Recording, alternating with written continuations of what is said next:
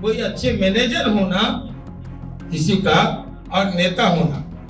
नेता में जन्मजात गुण होता है, फुलकाने से कुत्ता शिकार नहीं करता। आज की ये बैठक जो एनडीए कार्यकर्ताओं और फ्रेंड्स ऑफ ऑनर के साथियों ने रखा है, उद्देश्य है केंद्र और राज्य सरकार ने जो मिथिलांचल और उत्तर बिहार को मां जानकी जगत जननी मां जानकी की प्राकट्य भूमि पुनौरा धाम में सबसे पहले राज्य सरकार 147 करोड़, उसके बाद प्रधानमंत्री जी सदन में 500 करोड़, फिर नीतीश कुमार जी के नेतृत्व में कैबिनेट का फैसला 887 करोड़। ये जो तोहफा दिया, हम सभी एनडीए और फ्रेंड्स ऑफ आनंद के कार्यकर्ता आज केंद्र और राज्य सरकार का आभार प्रकट करने के लिए ये बैठक बुलाए हैं। और आप प्रिंट और इलेक्ट्रॉनिक मीडिया के साथियों का भी हम आभार प्रकट करेंगे कि आप सबने इस संघर्ष में बढ़ चढ़कर योगदान दिया। हम धन्यवाद ज्ञापित करेंगे और कार्यकर्ताओं का भी। अगर पहली बार केंद्र और राज्य सरकार ने अपनी राशि, अपने राजकोष से इतनी बड़ी राशि मंदिर निर्माण के लिए दिया, और अगर लाखों में सीतामढ़ी के लोग, मिथिलांचल के लोग, शिवहर के लोग नहीं आते तो ये गलत मैसेज जाता, ये हमारी कृतज्ञता होती। इसलिए इतनी बड़ी संख्या में संसाधनों के अभाव में जो लाखों लोग जमा हुए और जो कार्यकर्ता इसका सेतु बने, एनडीए के कार्यकर्ता लाने में, पहुंचाने में, उन सबको धन्यवाद ज्ञापित करने, आभार प्रकट करने आज की ये बैठक।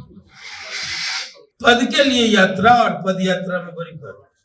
गांधी की पद यात्रा हुई, उसके बाद चंद्रशेखर जी की पद यात्रा हुई, वो एक सामाजिक क्रांति थी। और अभी जो पद यात्रा कर रहे हैं, इसके पहले भी महान भाव एक कर चुके हैं पद यात्रा। तो ये सब पद के लिए यात्रा है। एसआईआर में क्या हो रहा है? क्या एसआईआर में एसआईआर को लगातार विपक्ष आवाज उठा रही है कि गलत है, त्रुटियां आ रही है। विजय सिन्हा का भी 2 जगह नाम आया है। और क्या है कहने सुनने के लिए? साबित करें। देखते आप जीरो टॉलरेंस की बात नीतीश जी करते हैं, कोई साबित करे, सामने आए, प्रूफ दे, वो एक्शन ले। अब हर व्यक्ति का जवाब देना कोई मुनासिब नहीं है। आप लोग देखते जाएंगे, इसके गवाह बनेंगे, कौन कितनी सीटें लाता है। क्या आज तो हम लोग जो देश है इसी को फोकस करेंगे। जैसा कि नागेंद्र बाबू ने कहा, हमारे पूर्व वक्ता अवध बाबू ने कहा कि ये किसी मंदिर का शिलान्यास नहीं है, ये मिथिलांचल, सीतामढ़ी, शिवहर सहित संपूर्ण मिथिलांचल के चतुर्दिक विकास, सर्वांगीण विकास का शिलान्यास है, उसकी नींव रखी है। मैं ऐसा मानता हूँ। इस मंदिर के बहाने पर्यटन के क्षेत्र में मिथिलांचल आगे बढ़ेगा। इस मंदिर के बहाने उद्योग आएंगे, इस मंदिर के बहाने रेलवेज आए, कई कई गाड़ियां। उस दिन अमित शाह जी ने हरी झंडी दिखलाई, अमृत, वंदे भारत, अमृत भारत, ये सब।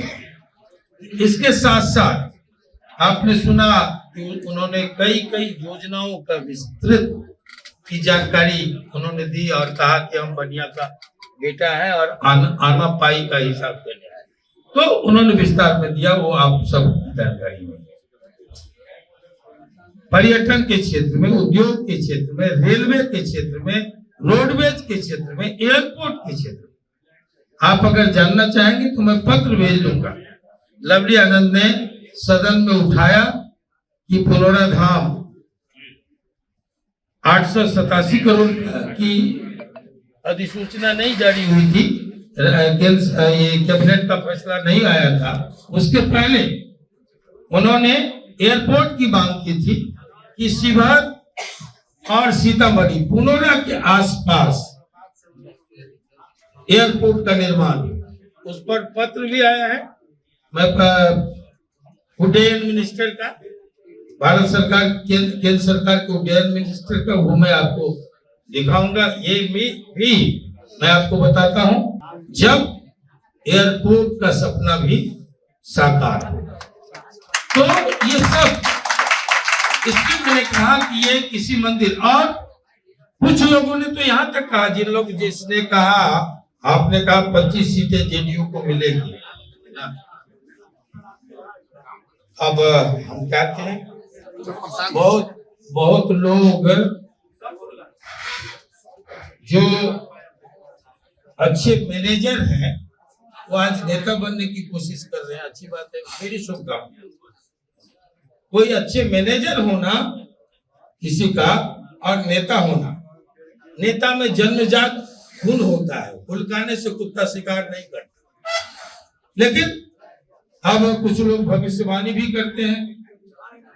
तो मैं एक बात कहूंगा कि वो तो समय बताएगा किसको कितनी सीटें मिल रही है। मैं इतना जानता हूं कि एनडीए फिर से शानदार तरीके से अपनी वापसी कर रही है। 2025 फिर से नीतीश, ये तो तय है।